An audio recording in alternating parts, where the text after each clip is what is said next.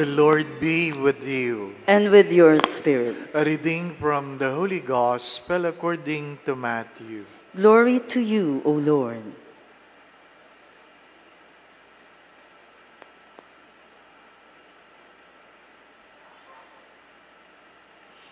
Some of the scribes and Pharisees said to Jesus, "Teacher, we wish to see a sign from you." He said to them in reply, "An evil and unfaithful generation seeks a sign, but no sign will be given it, except the sign of Jonah the prophet. Just as Jonah was in the belly of the whale 3 days and 3 nights, so will the Son of Man in the heart of the earth 3 days and 3 nights. At the judgment, the men of Nineveh will arise with this generation and condemn it, because they repented at the preaching of Jonah. And there is something greater than Jonah here. At the judgment, the queen of the south will arise with this generation and condemn it, because she came from the ends of the earth to hear the wisdom of Solomon, and there is something greater than Solomon here."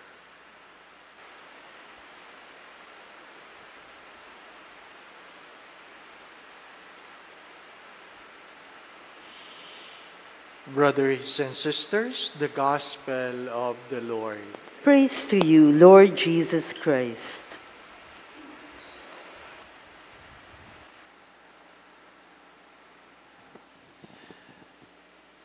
They are seeking for signs. Alam niyo yung kwento na hinuli ng pulis yung pumasok sa one-way. Sabi ng pulis sa driver, "Hindi mo ba nakita one-way?" At sabi ng driver, "Nakita ko po." "Bakit ka pumasok pa rin?" Sabi ng driver, "Hindi ko po kayo nakita."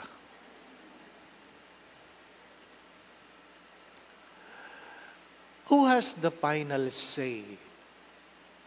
It's good to ask the question, who has the final say? The first reading speaks of a God who has told Moses how to go out of Egypt, and now they are pursued, and people grumbled, and even Moses began to doubt God, and God said, "This is how you are going to do it." Sometimes when God has already said what He ought to say, and people begin to talk about your decisions, questioning your actions, we begin to doubt the Word of God. We begin to doubt the Word of God. Because the one who said is someone, what? Influential, or a friend of yours. Ano sabi nila? Ang problema ng ating panahon ngayon ay hindi na pinapaniwalaan kung ano talaga ang totoo. Ang pinapaniwalaan nila ay sino ang nagsabi. The irony of the world today is not that people really listen to what is true, but they listen more to someone who said it. Kung kaibigan mo, naniniwala ka kahit hindi yan ang totoo. Bakit? Dahil marahil hindi na tayo nagdadasal. Hindi na tayo nagdadasal. There are 2 types of prayer, communal prayer and personal prayer. What we do in the church is a communal prayer. If we have A rosary in the church, that's a communal prayer. What we do with people is a communal prayer. But we should approach God in a personal prayer. When we pray to God alone, in a closed door, no one is seeing us.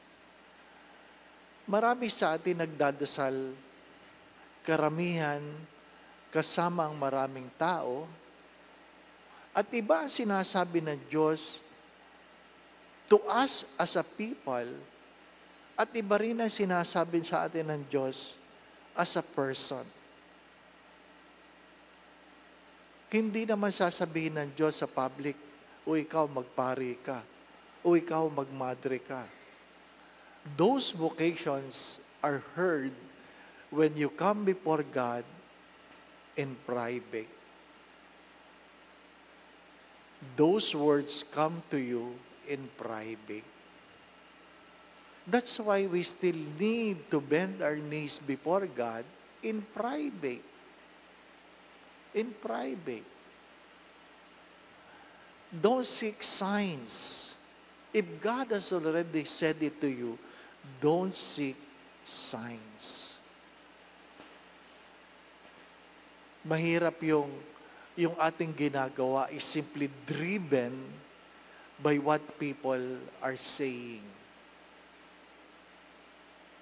Maganda pong pagtuunan ng pansin yan sa simula ng linggong ito.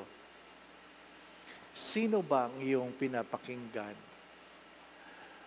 I always say this from the book of Genesis chapter 3.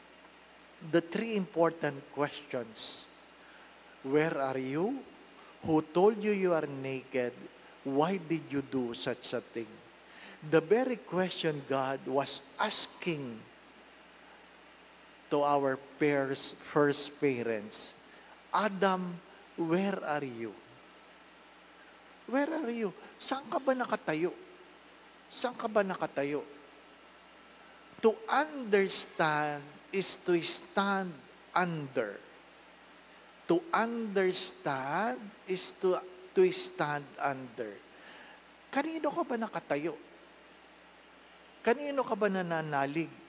Sino ba ang pinanghahawakan mo? Ano ba ang pinanghahawakan mo? As I've said this many times, your money will never save you. It cannot save you. Your money can help you buy medicines, but your money cannot buy healing. Your money can buy you food, but your money cannot buy you good health. My dear friends, to whom you stand under? Where are you? The second question is, who told you you are naked? Kanino ka nakikinig? Yun ang tanong ng Diyos. Sino bang nagsasabi sa iyo na ikaw ay hubad? Who told you you are naked? And third, why did you do such a thing? Bakit mo ginagawa ang iyong ginagawa ngayon? As Stephen Covey have said, begin with the end in mind. Because whether you like it or not, what you do today will bring you to where you don't even know where you want or where you don't want. Again, my dear friends, my brothers and sisters, sometimes we fail to hear God because we fail to listen to God. Ano sabi kahapon? Let us be like Mary, the sister of Martha, that sits at the feet of Jesus and listen to Him. Amen. My dear friends, my brothers and sisters, it is God who will have the final say. Regardless how popular are the words of God remains.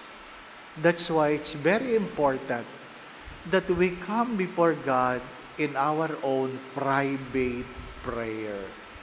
The Lord be with you. And with your spirit. And may Almighty God bless you and your family, the Father, the Son, and the Holy Spirit. Amen. The Mass has been offered. We go in peace to love and serve the Lord. Thanks be to God.